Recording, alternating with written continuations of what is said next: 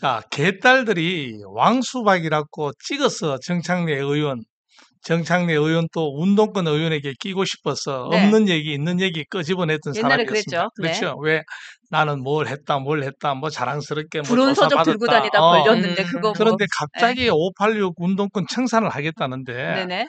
그 사람의 속내 무엇을 염두에 두고 그것이 또 나중에 대통령 가는데 발목이 잡힐까? 이런 고민을 하는 건지. 지금 정청래 의원 같은 경우는 사실 586 운동권의 주류는 아니고요. 네. 비주류라고 볼 수 그렇죠. 있습니다. 민주당 내에서도 운동권 주류라고 하면은 지금 뭐 정무수석을 맡고 있는 우상호, 그다음에 이제 이은영 의원, 뭐 지금 김태년 뭐 이런 주류들이 있고요. 지금 정청래 의원 같은 경우는 당시에 1989년도입니다. 미 대사관에 화염병을 뭐 3개인가 몇 개를 던졌는데 다 불발이 돼가지고 잠시 이제 그 감옥에 갔다 온 전례가 있고요. 그 이후로는 정청래 의원이 이제 우리가 17대 탄도리 의원들 108명이 들어올 때 네. 그때 들어오기 전까지는 학원을 했습니다. 특별히 하지 맞아요. 않고 노사모 활동을 하면서 이제 채택이 돼가 갔을 그렇지. 정도로 운동권에서는 사실 좀 소외된 어떤 그렇죠. 입장으로 살아왔거든요. 근데 이게 이제 지금 정청래 의원이 이것을 들고 나온 가장 큰 이유는 네. 이재명 대통령의 어떤 의중을 좀 읽었지 않나 싶은 그런 마음이 있습니다. 왜냐하면 이재명 대통령이 사실 제일 두려워하고 부러워하는 것이 운동권 이제 우수한 운동권 이제 그 본류들이거든요. 그러니까 예를 들면 민주당에 지금 김민석, 우상호, 이인영을 비롯한 민주당이 겪어왔던 김대중부터 노무현, 문재인까지를 끌고 왔던 부분은 대다수가 이제 운동권 본류들이 끌고 왔거든요. 그런데 이재명 대통령도 비주류였기 때문에 그리고 정청래 의원 본인도 586 운동권 출신이지만은 자기도 청산 대상이거든요. 그래서 자기가 이것을 끌고 나온 것은 민주당 내에 이제 개혁 세력과 혁신 세력, 그다음 비주류와 주류의 어떤 물갈이를 하고자 하는 그런 신호탄이 아니겠는가 이렇게 보고 있습니다. 거기에 뭐 이제 임종석 전 비서실장까지 포함해서 네. 사실 있겠네요. 이재명 대통령이 지금은 1급 체제를 완성했다고 할 수 있겠지만 네. 지난 한 30여 년간 민주당의 주류는 누가 뭐래도 386 운동권 세력이었죠. 그랬죠. 네, 그렇죠. 그분들이 이제 나이를 먹고 또 국민들이 식상해하는 부분도 있으니까 자연스럽게 조금씩 도태되는 모습인데 저는 한편으로는 이 얘기를 보면서 야, 이게 정권을 잡고 170석을 가진 민주당도 본인들이 계속해서 국민들로부터 선택을 받기 위해서 이런 정도의 노력을 하는지 안 하는지 뭐 본질의 그 본질과는 상관없이 국민들에게 그런 그 모습을 보여주려고 노력하고 있잖아요. 네.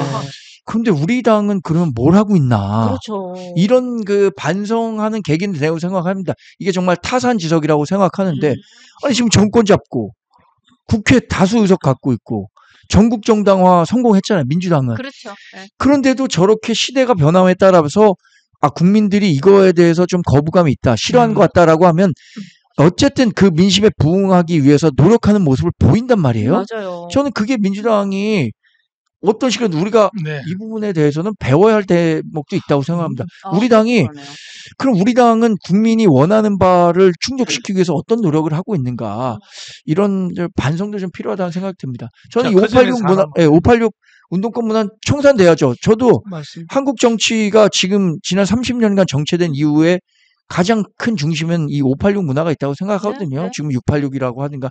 그래서 그냥 86세대라 그러죠. 저 같은 사람을 97세대라 그래요. 네. 90년대 학번에 70년대 생들. 네. 그러니까 86세대와 97세대들 간에 여하튼 민주당은 그거를 조금씩 이제 물갈이를 하면서 지금 그 비서실장 된 강훈식.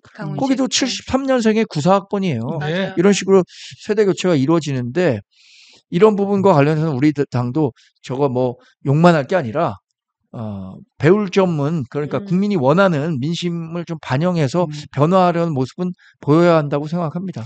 한동훈 전 대표도 네네. 사실은 이 부분에 대해 가지고 강력한 메시지를 했죠. 그렇죠. 그렇죠. 이제 586 세대는 뭐 과거에 민주하는데 공헌 인정한다. 그렇지만도 지금 그 세대까지가 끌고 가기는 세상이 너무 달라졌다. 네.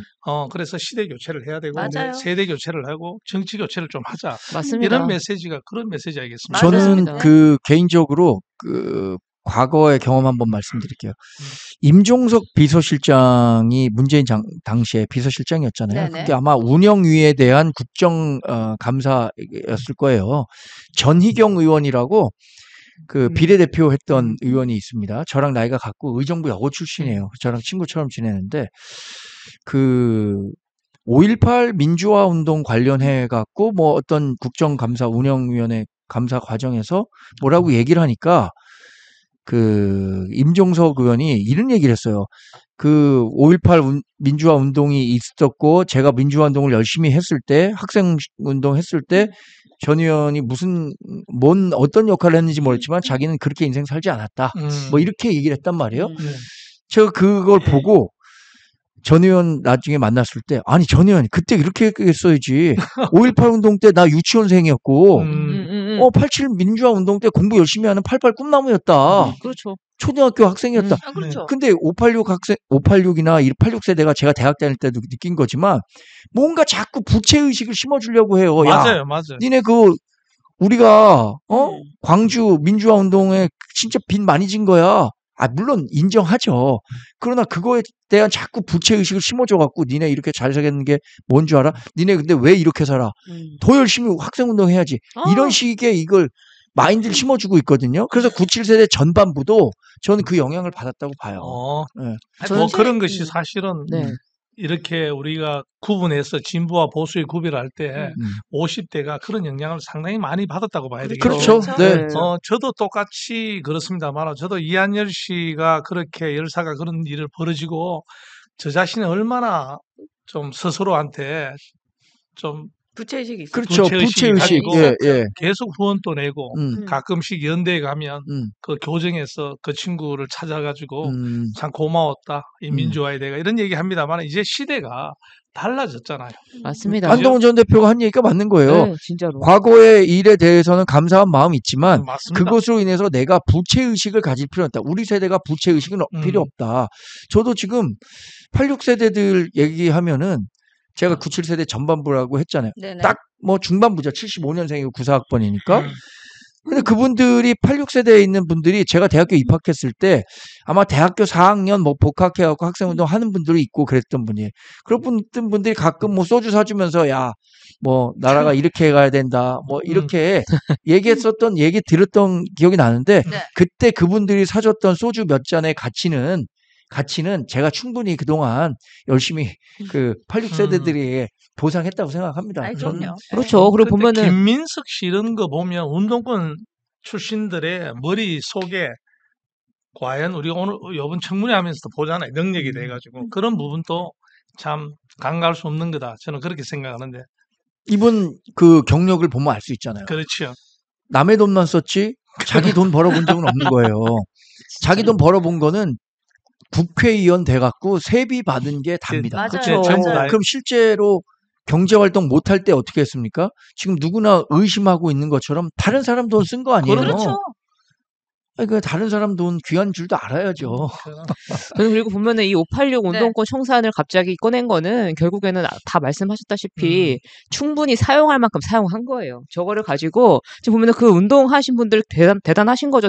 정말 감사한 일이고 제가 청년 입장으로서 봤을 때. 근데 보면은 그거를 이제 본인들 소수의 정치인들이 자기네들의 전유물로만 사용하지 않았습니까? 결국에는 사용할 만큼 사용했고 이제는 그 비토감이 굉장히 강해요. 586에 대해서 청년들도 마찬가지고. 근데 민주당 같은 경우는 어쨌든 한 30대 후반부터 뭐 40대, 50대, 한 60대까지는 충분하게 이제 그 뭐랄까 콘크리트 지지층 있지 않습니까? 우리 당 같은 경우에는 65세 이상이 확고하게 이제 콘크리트 지지층이 있어요. 그래서 양 당에서 지금 보면은 이 청년들을 어떻게든 포섭을 하려고 하는데 그 부분에서 하나의 전략이 저 586 운동권 청산에 대해서 동의하는 부분도 있지 않을까라는 저는 생각이 듭니다. 네. 좋습니다. 지금 여러분들 의견 주시는 것도 보면 프레스토님께서는 운동권은 권위주의지들고요. 남의 돈을 지돈같이 썼습니다. 뭐 이런 글도 아, 주셨고요. 공감합니다. 그리고 또 우리 그 대변인님께서 하나 이제 지적을 해주신 게 민주당은 저렇게 이루고자 맞습니다. 하는 걸 다 했는데도 이렇게 뭐 좋은 의도인지는 모르겠으나 어쨌든 그렇죠. 저렇게 586 운동권을 청산하겠다는 네, 국민들의 눈높이에 좀 맞춰가려고 하는 노력이 있다고 했는데 지금 맞아요. 국민들의 대다수는 사실 586 운동권에 대해 피로도를 느끼고 있습니다. 그렇죠. 예, 이제 그만하자. 맞습니다. 이번에 김민석 국무총리가 청문회 오면서 더욱더 586 운동권 출신들의 역량이나 봤을 때 이제 그만하자, 내려와라. 그렇죠. 이런 메시지가 많이 담겨 있으리라 생각합니다. 예. 그 사회 제도적으로 우리가 뭐 지금 정년 연장과 관련한 논의가 있긴 하지만 정년을 왜 정해놨겠습니까? 세대 교체가 자연스럽게 이루어질 수 있도록 제도로 고착화시킨 거예요. 그러네요. 근데 정치는 세대 교체라는 게 유권자분들이 인지도, 그러니까 정치를 새로 하려면 인지도가 굉장히 중요합니다. 네, 맞습니다. 새로 정치 신인이 가갖고 경선 바로 이긴다거나 선거에서 이기기가 굉장히 어려운데 여긴 출마가 훈장이에요. 떨어졌어도 말이죠. 네. 지금 586 세대 분들이 다 그렇게 했었던 거예요.